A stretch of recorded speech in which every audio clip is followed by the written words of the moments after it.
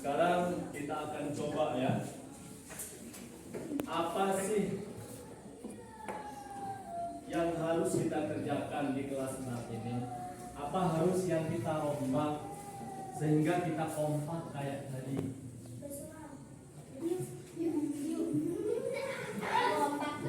Kita akan buat sebuah kesepakatan kelas. Apa yang boleh, apa yang tidak boleh, termasuk dengan bapak dan ibu gurunya.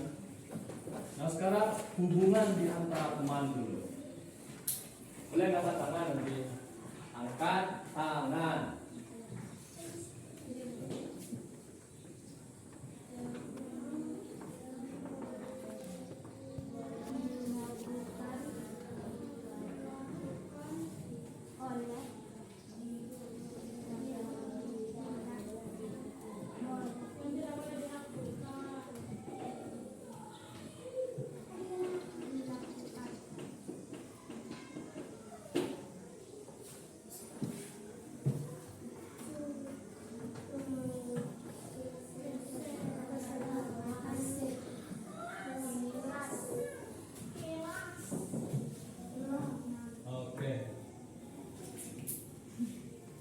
Kita ini sebuah keluarga, ya. Oh, tinggal 6 bulan lagi. Siapa tahu? Tidak ada yang tahu. Ini di dalam kelas kalian. Kira-kira sikap apa, perilaku apa yang menurut kalian boleh dilakukan, yang sebelah sini tidak boleh dilakukan? Angkat tangan satu. Apa yang boleh dilakukan? Mantap, membersihkan kelas. Membersihkan kelas.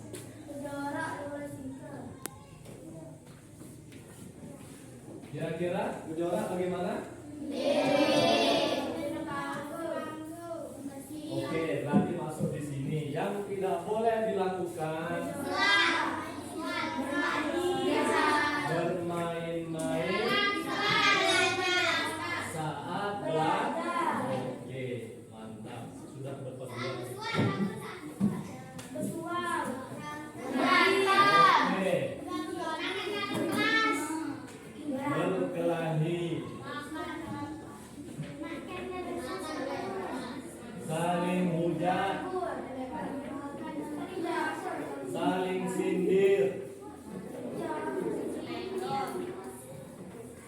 Saling pukul. Saling ejek. Oke, masuk saling hujat. Di sini tidak usah kata hujat, terlalu jauh ini. Saling ejek. Nah, sekarang apa lagi yang boleh? Kompak. Mantap. Kompak. Guru. Berarti yang lain mengerjakan tugas. Ditanya sama pak gurunya jawab.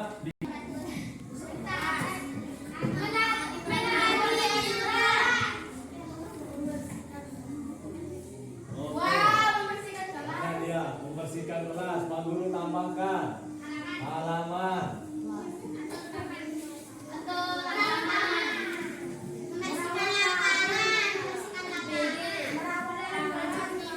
Pak Guru jadi sedih nih, kalem banget. Apa pendapat kalian?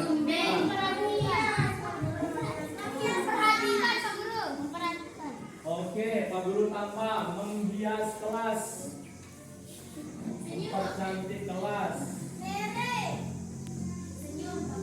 Oke.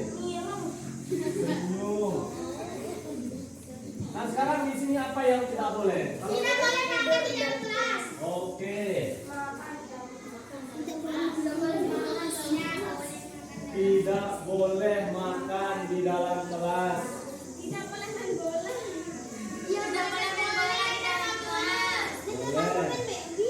Pak Guru tambahkan. Dan tidak boleh main bola di dalam kelas.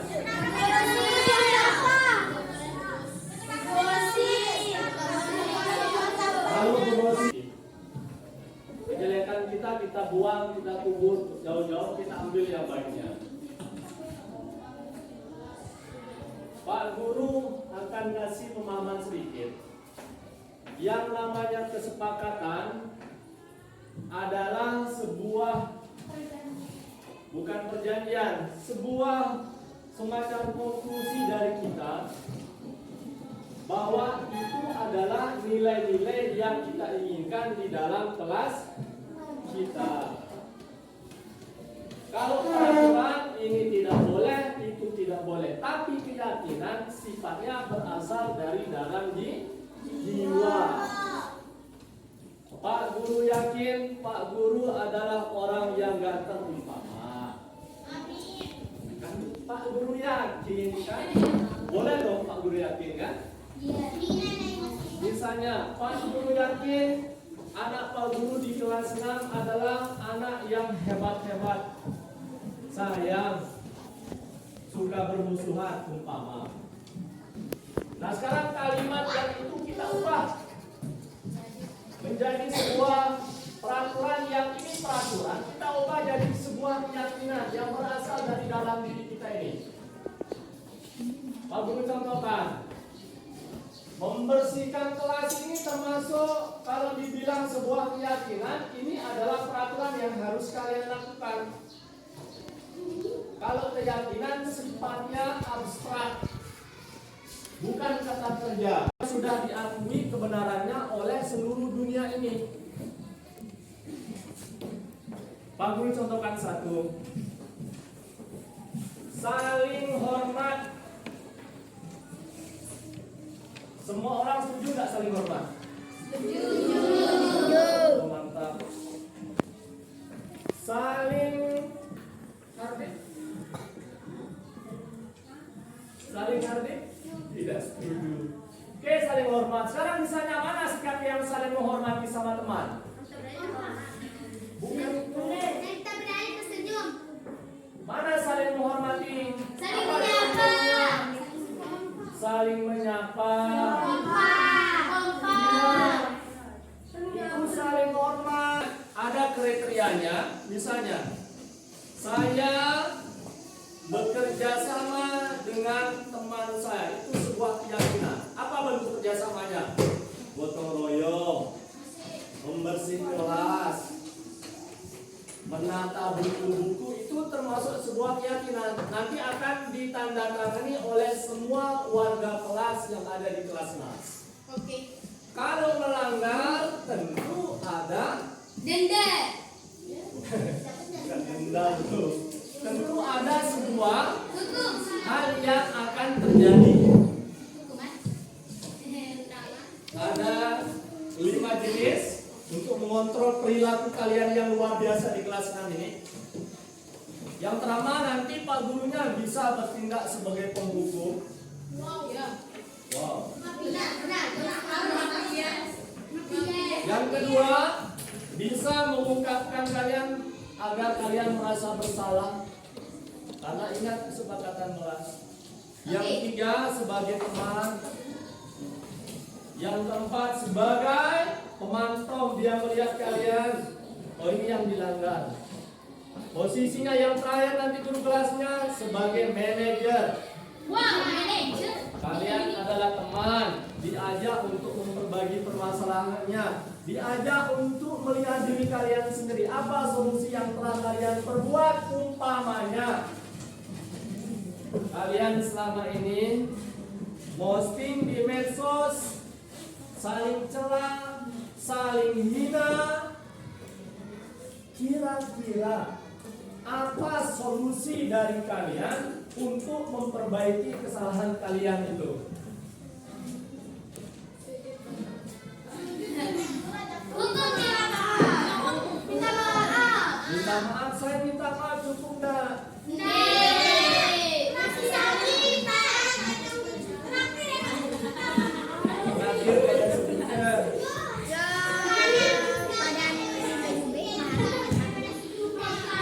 Wah, luar biasa. Mereka harus memperbaiki kesalahannya, menemukan solusi yang tepat, sehingga nanti kelas kita ini kembali menjadi sebuah keluarga yang satu.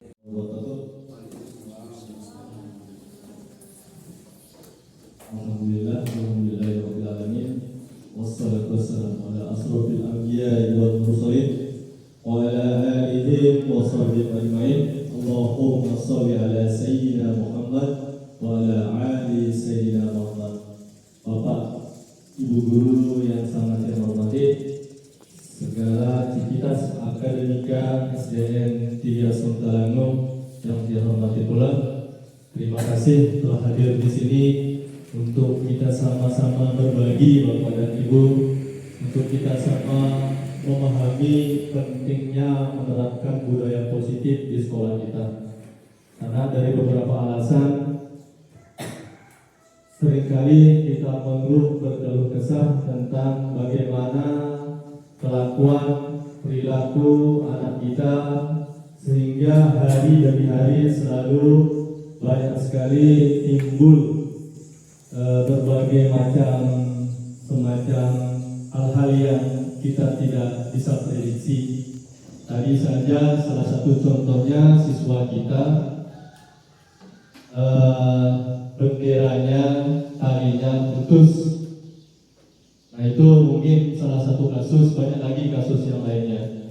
Bapak dan Ibu guru, kemarin hari apa itu saat ada pengimbasan, saat ada kunjungan PP, saat pembentukan visi sekolah, impian sekolah, kita di situ memimpikan anak kita yang cerdas sesuai dengan visi kita, yang berprestasi, yang mandiri, yang bernalar kritis, yang berkebinekaan global, yang bertakwa kepada Tuhan Yang Maha Esa sesuai dengan profil pelajar Pancasila, Bapak dan Ibu.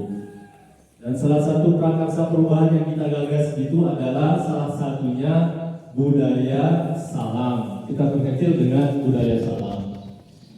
Namun di samping budaya salam tentu ada prakarsa perubahan yang lain yang harus bisa kita wujudkan sehingga visi kita selangkah demi selangkah bisa diwujudkan lewat penerapan budaya positif. Di kelas 6, Bapak dan Ibu, kemarin saya coba dengan wali kelasnya untuk merangkai, mencari tahu apa yang sesungguhnya yang ada di sana. Dan lewat yang disebut dengan kesepakatan kelas, di situ ada ternyata hal-hal atau nilai-nilai yang harus dikolaborasikan dengan anak, apa yang tidak boleh dan apa yang boleh. Peraturan sekolah itu ada sanksi, ada hukumnya. Itu berasal dari luar, Bapak dan Ibu.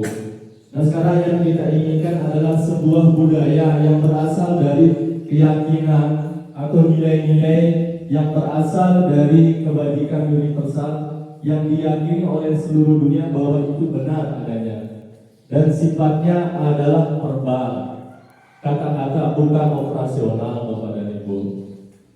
Bapak Ibu guru yang saya hormati, di sini yang sudah membuat video, nanti Bapak dan Ibu atau kita telaah apa sesungguhnya yang bisa kita perbaiki atau bisa kita carikan solusi untuk mengatasi permasalahan yang buat video ini. Silakan Bapak dan Ibu guru menghadap ke arah barat.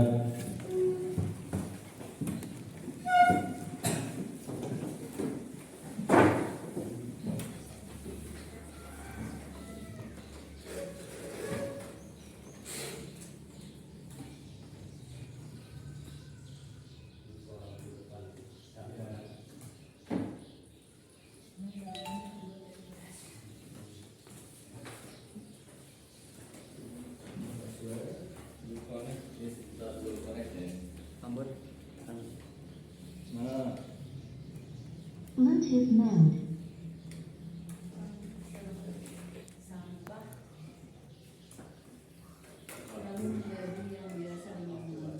Connected.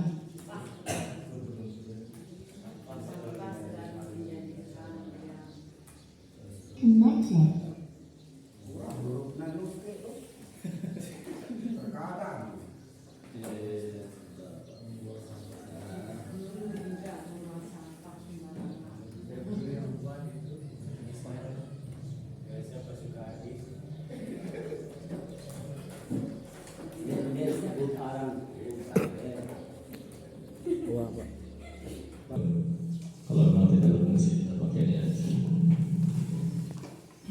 Ya, Bapak dan Ibu guru, nanti lewat video yang buat ada beberapa titik di sekolah kita memang sulit sekali teratasi sampahnya, sehingga nanti mudah-mudahan lewat kita berkolaborasi ada semacam solusi yang kita bisa pakai bagaimana mengatasi.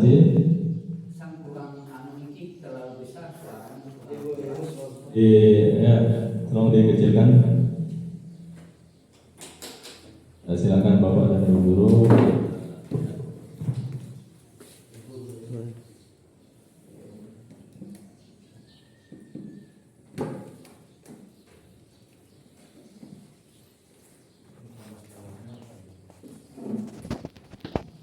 Ini yang di belakang sebelah sini, Bapak dan Ibu, yang kita bahas kemarin.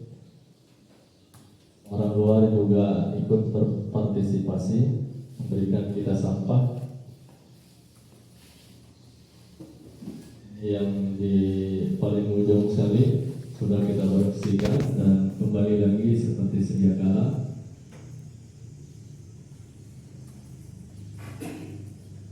Apa alasan dibalik kelakuan anak-anak kita ini melakukannya? Nah, coba nanti ini yang akan kita buat nilai atau keyakinan kelas yang bisa dijadikan acuan sehingga mereka sadar bahwa apa yang mereka lakukan itu tidak sesuai dengan keyakinan atau nilai-nilai kebajikan ya Bapak dan Ibu ya.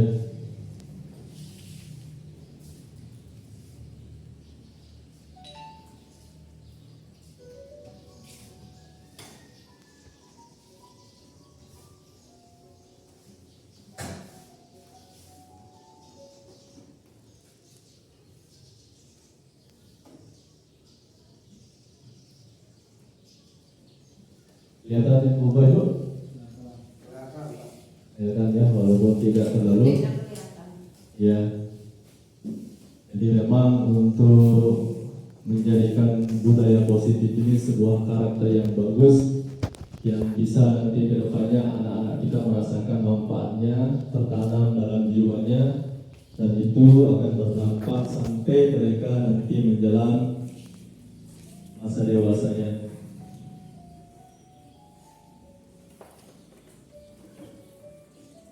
Bagaimana untuk mendisiplinkan siswa kita, dia semacam kontrol yang disebut dengan terkontrol Bapak dan Ibu. Kita tahu bahwa apapun yang diperbuat, perilaku apapun harus memiliki sebuah tujuan atau ada motivasi di balik mereka melakukan tersebut. Entah baik, entah tidak baik. Ini Bapak dan Ibu.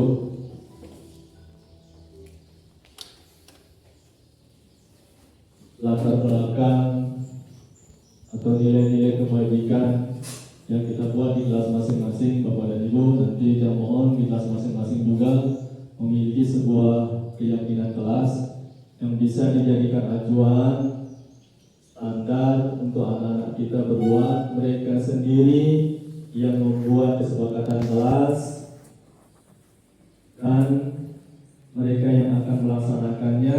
Bapak dan Ibu nanti posisi di mana Bapak dan Ibu untuk mengontrol anak kita ini sehingga kesepakatan atau keyakinan kelas ini bisa berjalan dengan baik.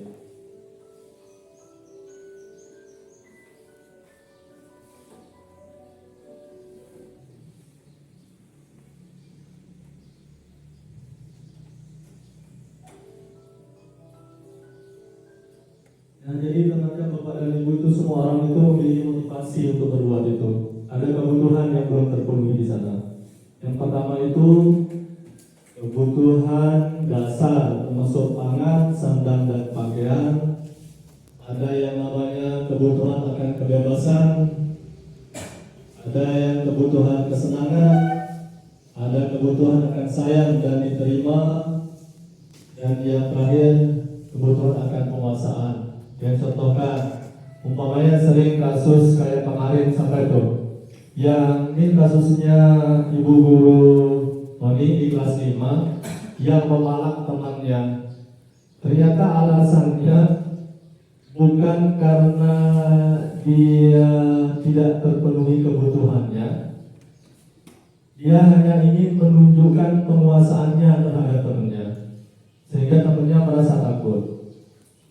Jadi di situ ada kebutuhan yang belum terpenuhi. Nah, Bapak dan Ibu, untuk memenuhi kebutuhannya sekarang bagaimana cara kita sebagai gurunya?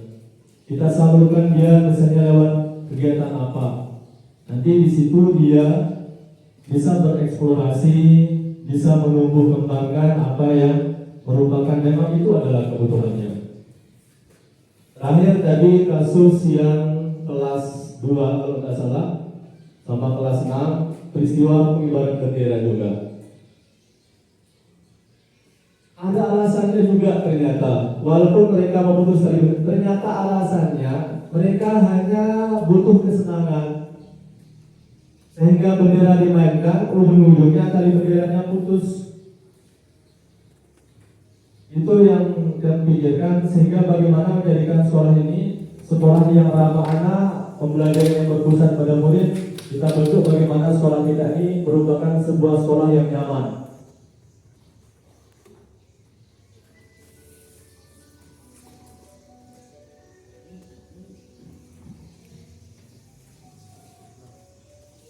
Nah, ini tadi Bapak dan Ibu guru untuk menerapkan disiplin di dalam ruang kelas, termasuk di sekolah, mungkin selama ini tidak efektif karena berulang-ulang terus, selalu diulang, dan kita di posisi mana saat kita mengontrol anak kita, saat kita mendisiplinkan anak kita.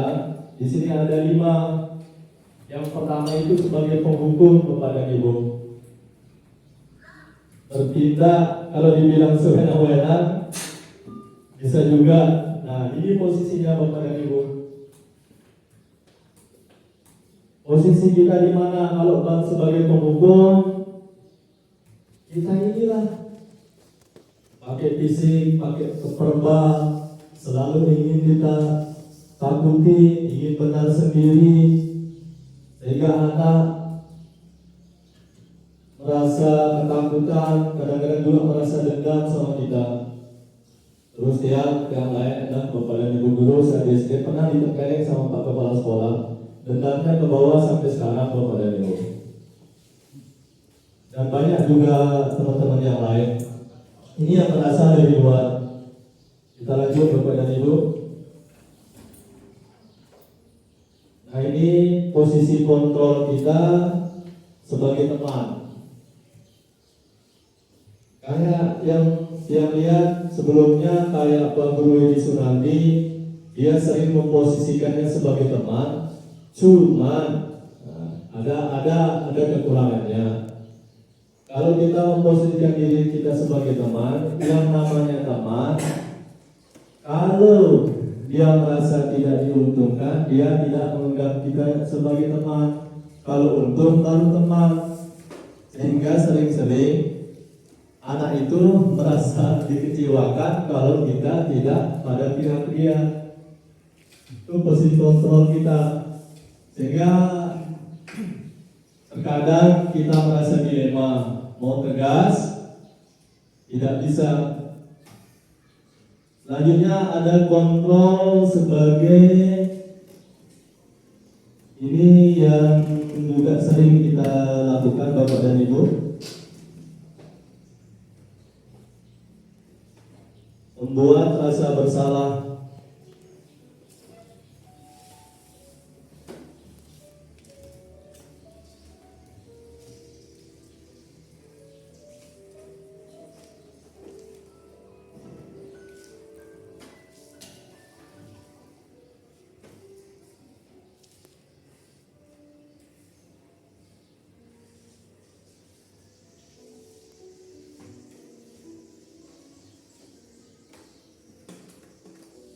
Ini posisi mantul Bapak dan Ibu guru. Nah, ini posisi yang paling pas sebagai manajer. Silakan Bapak dan Ibu ditelaah. Mungkin nanti kita fokusnya di sini untuk mengatasi permasalahan anak didik kita. Karena menanamkan keyakinan itu butuh waktu yang sangat panjang, tidak serta-merta, memang pelan. hasilnya tidak langsung kelihatan.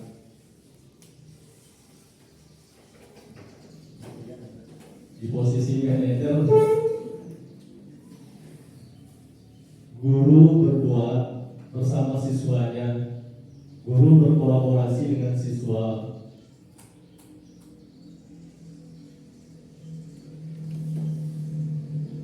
Intinya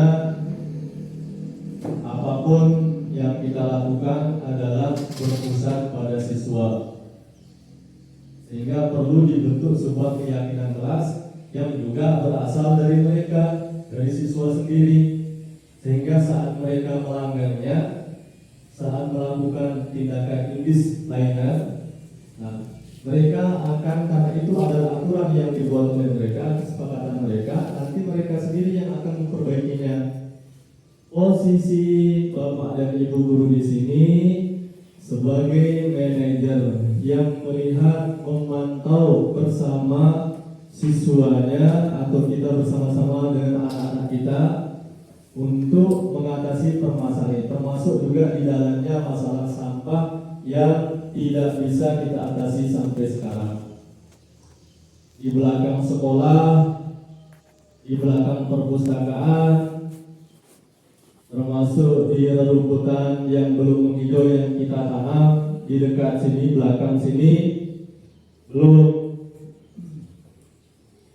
Bukan arti tidak, tapi belum. Mungkin nanti ada sebuah gagasan dari Bapak dan Ibu guru untuk kita sama-sama gunakan untuk mencapai permasalahan ini. Nah, sebagai manajer di sini ada langkah-langkah yang harus kita tempuh dan Bapak Ibu guru untuk menanamkan sebuah keyakinan kepada anak kita.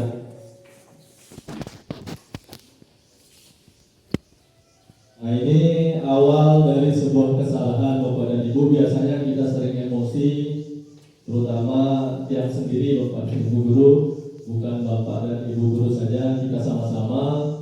Kalau ada anak-anak kita yang melakukan sebuah kesalahan, kita sering menegurnya, memberikan sanksi, kita selalu menyalahkan mereka, sehingga nanti kalau terus disalahkan anak ini mungkin dia akan merasa minder. Untuk menstabilkan identitas terhadap salah yang diteruskan, sama sengaja yang pakai baju seperti ini Bapak dan Ibu guru, mohon maaf, bukan tidak ingat tapi sengaja. Jadi dari kesalahan yang paling tak Bapak Ibu guru bertanya, kenapa pakai pakaian seperti itu? Jangan langsung menghukum, tanya alasannya. Kenapa tak pakai? Sama kayak kasus kita kemarin di kelas 6 Ibu yang kita berikan, ternyata setelah kita selidiki anak itu kenapa tidak pakai, ternyata dia tidak terpenuhi kebutuhannya akan pakaian, dia tidak mampu. Jadi ada alasannya ternyata. Misalnya dia punya alasan, alasannya yang dulu saja Bapak dan Ibu guru, baju saya belum bisa diambil di laundry. Itu alasannya. Di samping juga tentu saja ini bagian dari pembelajaran kita Bapak dan Ibu guru. Tentu Bapak dan Ibu guru akan memberikan yang sebuah judgement lah, penilaian yang secara sepihak menghukum, kok kepala sekolah saja tidak pakai ini, bagaimana ini? Atau kenapa siswa saya tidak pakai ini? Harus ditanyakan alasannya Bapak dan Ibu guru. Jangan langsung menghukum.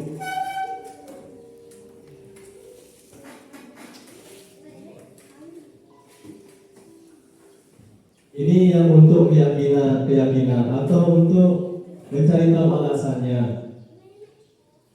sehingga nanti ada solusi yang bisa kita cermati atau ada solusi yang bisa kita pakai untuk memenuhi kebutuhan siswa kita tadi. Kasus yang kayak Zahid namanya ya, kenapa kamu tidak memakai pakaian kayak teman kamu? Ternyata selanjutnya alasannya ternyata dia tidak punya uang. Alasan lagi, ibu saya uangnya dipakai ditabung.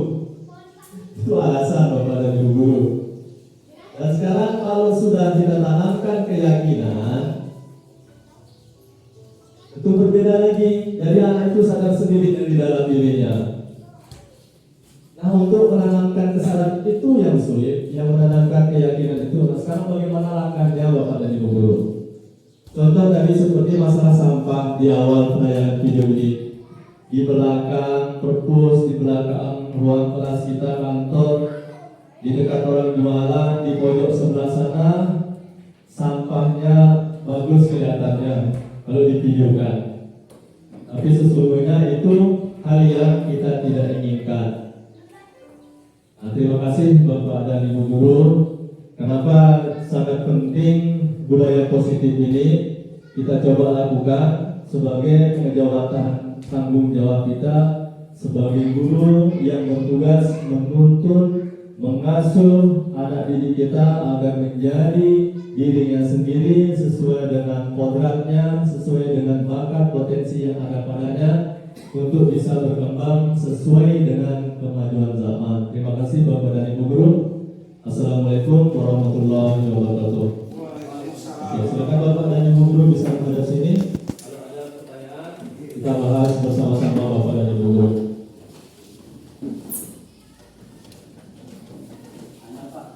boleh Bapak.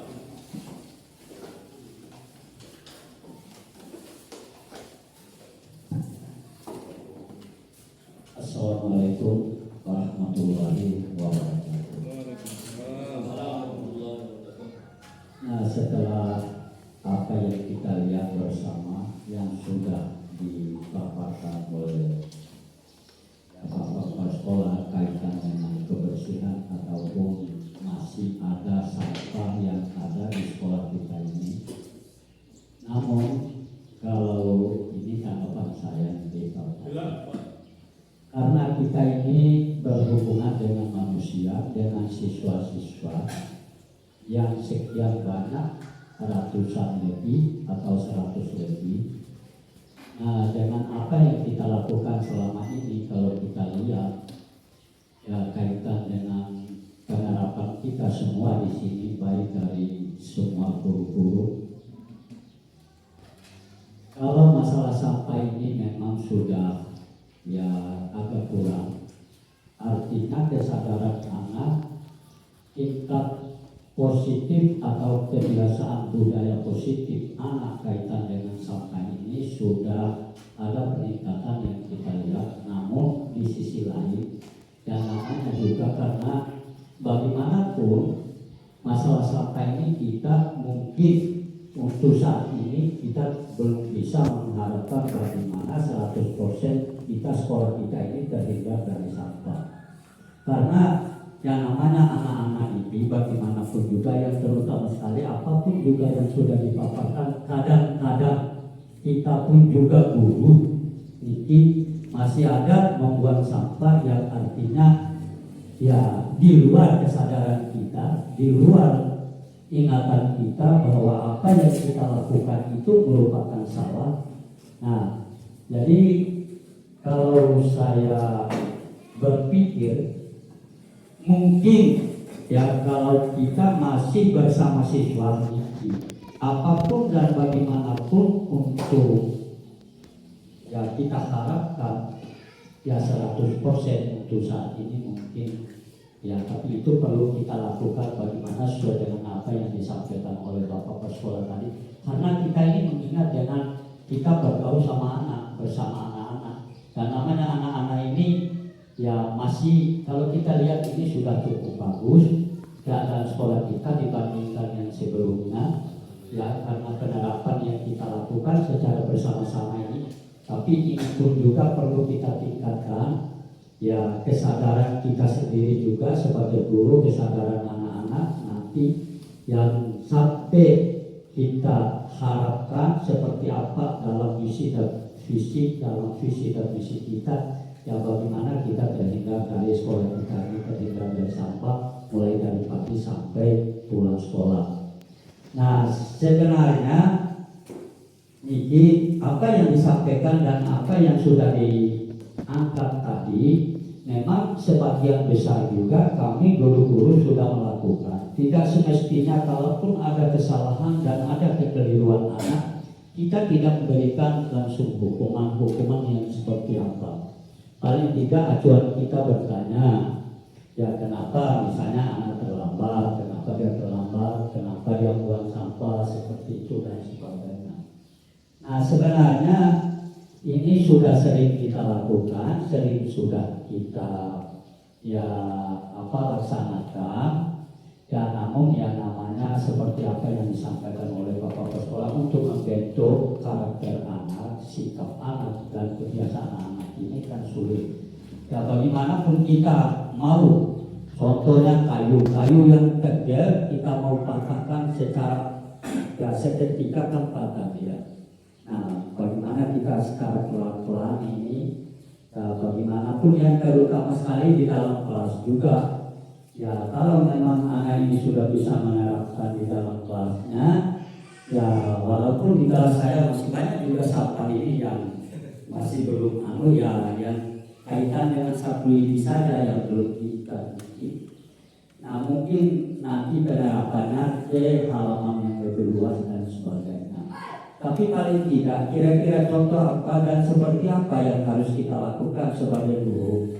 Ya mungkin untuk paling tidak bisa diberikan pandangan arahan oleh Bapak Sekolah sehingga kedepannya anak ini karena apa yang disampaikan tadi ya sudah kita coba dan sudah kita lakukan, mungkin ada ya gagasan baru, pemikiran baru ataupun ide-ide baru yang berkaitan dengan supaya anak-anak ini ya seterusnya dan kedepannya itu bisa seperti apa yang kita harapkan. Jadi kami mohon petunjuk dari Bapak Sekolah seperti apa sih yang kita haruskan, yang harus kita lakukan supaya ya secepatnya kita mewujudkan ya sesuai dengan apa yang kita impikan, ya kebersihan sekolah kita seperti apa yang kita harapkan, ya terus kesadaran siswa kita terhadap proses pembelajaran dan sebagainya seperti apa, sehingga tingkat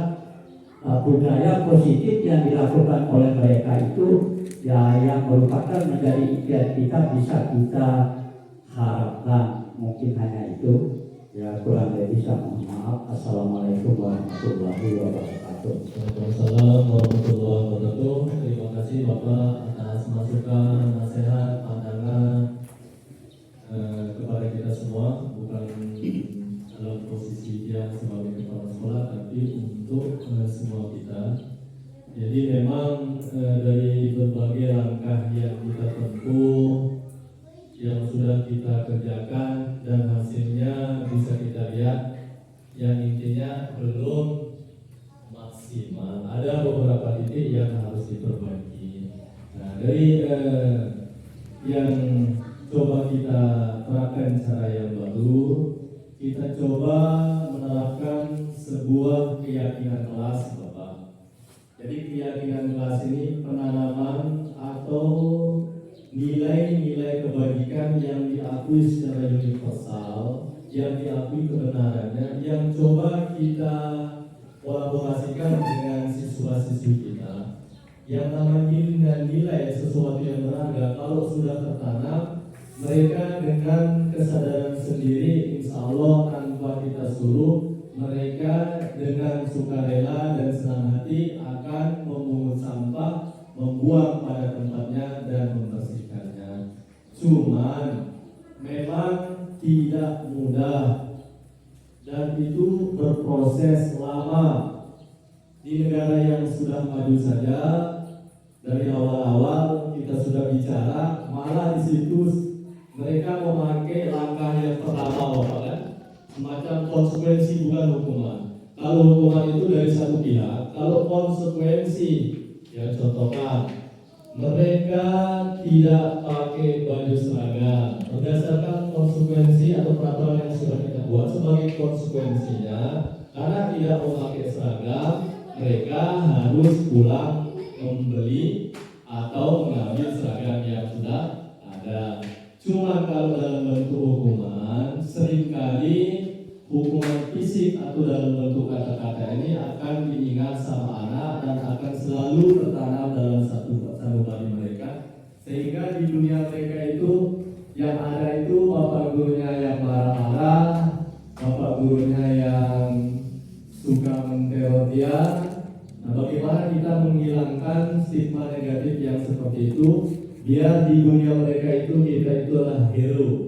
Paling tidak kita itu selalu dikenal. Tiang itu sampai hari ini Bapak dan Ibu guru selalu kangen dengan ibu guru saya yang mengajarkan saya sholat di atas bangku. Sampai dipukul kaki kita untuk menangkan gerakan sholat itu sampai sekarang terbayangnya. Nah, kita itu sebagai guru itu dalam posisi yang itu yang kita inginkan di dunia anak itu. Sehingga kedepannya begitu sudah tertanam budaya baik ini, itu akan menjadi sebuah landasan untuk berlangsungnya proses perubahan budaya secara keseluruhan untuk generasi yang akan datang.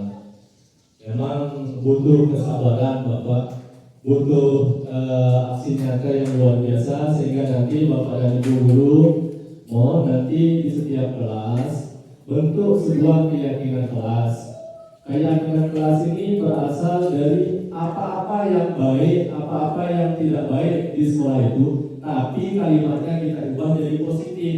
Yang contohkan, tidak boleh kencing di dalam ruangan kelas. Jangan, tidak ubah jadi kalimat positif. Buang air di WC. Itu peraturan. Nah, sekarang tingkatkan jadi keyakinan. Kenapa mereka harus buang air di WC? Apa kaitannya? Itu kaitannya dengan kesehatan. Kalau mereka misalnya buang air di dalam kelas, itu adalah sumber kuman, membuat mereka sakit. Jadi kalau sudah mereka sadar, tentu yang setelah itu mereka akan dengan sendirinya pergi ke WC, tidak di dalam kelas. Nah, itu contoh kecilnya Bapak dan Ibu guru. Begitu juga langkah-langkah yang lainnya. Misalnya di kelas 3 ini, apa yang boleh misalnya? Boleh di sana. Apa yang boleh guru lakukan? Apa yang tidak boleh guru lakukan? Apa yang siswa boleh lakukan? Apa yang siswa tidak boleh lakukan? Di situ nanti akan muncul gagasan dari anak-anak kita. Misalnya guru harus mengajar, itu kan? Yang tidak boleh misalnya, guru selalu cemberut, namanya, atau guru hanya pilih kasih terhadap teman yang lain, atau guru ngatur, umpamanya tidak boleh ngatur. Jadi apa solusi dari itu? Jadi tadi di situ kenapa misalnya gurunya tidak marah-marah, tidak boleh marah? Ada keyakinan, ada nilai yang tertanam bahwa perbuatan itu salah. Tapi di mana keyakinan? Apa hubungannya misalnya Bapak? Ternyata itu tidak menunjukkan rasa hormat atau tidak menunjukkan rasa belas kasih. Keyakinan itu tidak bersifat operasional, tapi dia berupa kata-kata yang sifatnya verbal tapi tertanam dalam jiwa. Untuk itu nanti saat Bapak dan Ibu selesai membuat sebuah keyakinan kelas, nilai-nilai yang memang diakui sama anak-anak tempel di masing-masing dinding tempel. Tidak usah khawatir Bapak Guru, mau nempel di mana silakan tempel. Suruh anak-anak kita tanda tangan. Nah setelah kalau mereka berbuat kesalahan, loh ini kan kamu yang buat kesepakatannya, ini keyakinan kelas kita. Bagaimana sekarang cara kamu memperbaikinya? Bukan berasal dari orang lain, bukan berasal dari luar, tapi berasal dari diri mereka sendiri. Memang butuh waktu dan mudah-mudahan lewat apa yang kita lakukan, apa yang kita coba perbuat, mudah-mudahan ada perubahan sehingga kedepannya anak-anak kita yang dari SDN 4 3 Sutara ini bukan lagi melakukan sesuatu karena hukuman, karena ganjaran.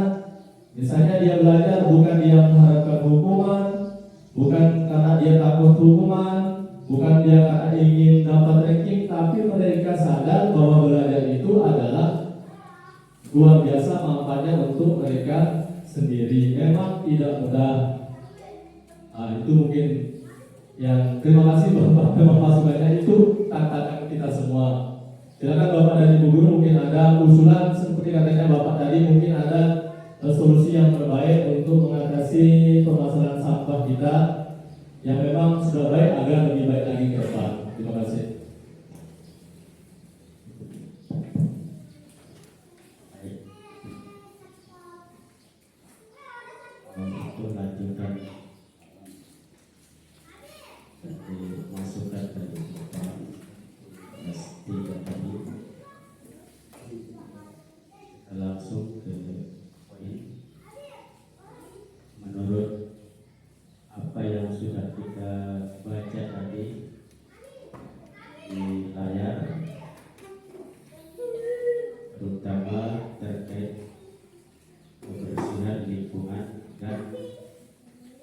siswa dan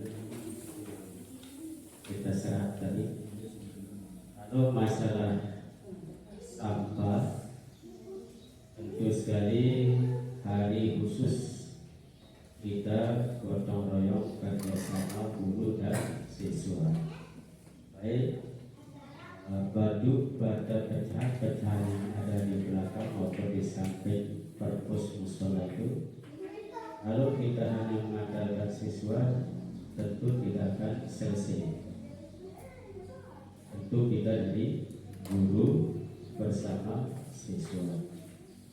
Nah, kemudian masalah siswa, kita sudah sama-sama memahami, mengalami, melihat langsung, bahkan mendengar apa sih keluhan terhadap anak itu sendiri.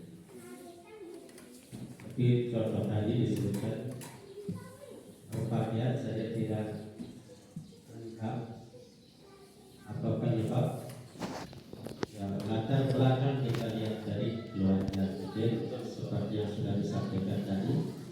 Ya, ekonomi lemah istri di rumah. Bisa jadi anak itu punya alasan masih belum diambil di apa tadi itu tempat titik. Ya, masih belum diambil katanya di tempat cuci atau alasan lain. Nah, ini untuk menutupi kekurangan ekonominya di rumah, dia punya alasan seperti itu. Lumayan anak itu bisa beralasan terhadap gurunya. Nanti kan dia menangis, tambah sedih, gitu kan? Karena di setiap kampung, dusun, desa itu tidak sama jenjang tingkat ekonomi masyarakat. Itu yang perlu kita sadari betul. Bahkan kita yang sudah dikategorikan pegawai negeri saja, ada yang lemah juga ekonomi. Nah, seperti itu. Apalagi masyarakat yang tidak jelas sumber penghasilannya. Nah, itu saja. Terima kasih. Wassalamualaikum warahmatullahi wabarakatuh. Mungkin langsung saja boleh. Oh iya. Jadi memang luar biasa sekali. Nah, jadi memang sebenarnya permasalahan yang kita hadapi di tempat kita ini erat kaitannya dengan pemenuhan kebutuhan yang sifatnya dasar, Bapak ya. Kebutuhan dasar itu pakaian, makanan, termasuk rumah, termasuk apa yang melekat di badan. Sehingga kemarin yang tertarik sekali dengan ada satu bicara perempuan. Apa kebutuhan dasar wanita itu katanya? Termasuk untuk itu termasuk kebutuhan dasar untuk perempuan, Bapak. Termasuk bersolek itu kebutuhan dasar. Sehingga ketika tidak kebutuhan dasar terhadap wanita kita itu di rumah tidak terpenuhi, mungkin saja mereka akan mencari solusi yang lain. Nah, itu dari pemaparan Ibu Ustadznya, masuk akal juga kepada Ibu. Nah, memang terkait masalah mungkin ada yang bisa tangkap dari gagasan dari Bapak Guru, kita pakai hari-hari tertentu untuk membersihkan sekolah kita gotong royong semua, kita bersama, mulai dari kelas 1 sampai kelas 6, di mana titik-titik yang tadi itu kita coba benahi, kita bersihkan, biar atau kita tata seperti apa, sehingga nanti tempat yang kumuh seperti itu, katakanlah seperti itu, akan kelihatan hasilnya. Itu mungkin yang bisa ditangkap Bapak ya. Ada lagi Bu Guru? Kalau untuk memenang, untuk merapikan, kayaknya perlu juga yang di belakang musola itu kan batu, bata, pasir, segala macam itu jadi satu. Kalau bisa, kalau mau bersih bisa dibawa ke belakang gitu, pakai sekolah. Yang di samping juga Bapak kayaknya perlu diperluas. Blok yang di belakang jadi gitu. Insya Allah memang salah satu kendala kita pendanaan Bapak dan Ibu Guru. Tapi mari kita coba yang bisa kita buat. Kelas 6 sudah ngomong sama Tiang. Itu yang disebut dengan jalan gift Bapak dan Ibu. yang di belakang musola. Kelas 6 bilang itu janji. Karena apa? Jarang sekali melewati karena kondisinya berbatu-batu, banyak sampah, dan mereka takut di situ. Dan insya Allah Ibu Guru tentang itu kita benahi yang di belakang juga, insya Allah kita akan benahi. Cuman ya terkendala mungkin pembiayaan ya. Terima kasih, Bu. Saya tambahkan sedikit ini kenapa pecahan batu bata yang ada di belakang musola dan belakang perpustakaan itu sebenarnya atas inisiatif dan suruhan kami. Kenapa? Karena pada saat itu kita akan mau buat tempat wudhu dan kita akan pulang dia, tetapi karena tidak realisasi begitu, sengaja kami suruh silakan bawa ke belakang, besok kita tahu. Itu tempat wudhu kita tutup yang di depan mimbar itu rencana. Jadi sepanjang tembok yang sebelah barat itu akan kami buatkan kerangka, terus kemudian saluran irigasi. Makanya kita tidak suruh ke belakang. Oke, Bapak dan Ibu, memang betul sih. Yang juga pernah dikatakan sama Pak Guru tentang masalah itu. Mungkin yang kita bisa tarik penanggarannya, Ibu ya, kegiatan Jumat Ramah itu, tolong Ibu, bukan hanya Ibu ya, di masing-masing kelas, tolong Bapak dan Ibu pertegas, nanti dananya bisa kita pakai untuk musola kita. Kalau saya pikir tidak terlalu mahal ya, 2 juta cukup untuk kita ya. Untuk kelurahan. Beres semuanya sama mereka sekalian. Ya.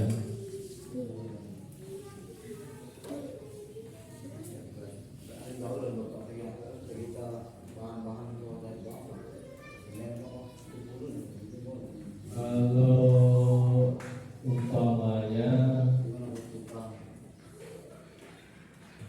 kalau kita bergotong royong mungkin bisa sih. Cuma memang mungkin kita nantilah pikirkan itu ya. Cuma mungkin kita sampahnya dulu Pak Guru ya. Sampahnya dulu. Kalau masalah penataannya kita pending dulu, kita sesuaikan dengan keuangan kita. Ada lagi Bapak? Nyambung sesuai dengan masukan dari Ibu Dewani. Memang betul ini selalu berat kita semua, terutama terkait kondisi lingkungan sekolah ini kan. Lalu ada pun batu bata pecahan yang di samping perpus sama musola itu nanti gampang kita ratakan. Kalau itu ditata rapi, tinggal kita pelur dengan pasir semen. Tidak perlu kita singkirkan pecahan-pecahan itu. Itu lebih kuat ya nanti. Kalau ada seperti pasir semen, kita pelur rata, baru dijadikan tempat sarana wudhu siswa. Itu bagus, cuma bertahap dulu karena kondisi keuangan seperti tadi kan. Nah sedangkan yang di belakang kelas 1, 2, 3 ini perlu tempat yang khusus disingkirkan. Kalau pecahan-pecahan itu atau kita kumpulkan di belakang kelas 6 mungkin nanti lama-lama itu menyatu dengan runtuhan bangunan yang ada di sana. Dari dulu, terima kasih. Terima kasih Bapak dan Ibu Guru. Mungkin untuk yang kaitannya dengan budaya positif ini kita tutup Bapak dan Ibu Guru. Terima kasih atas partisipasinya.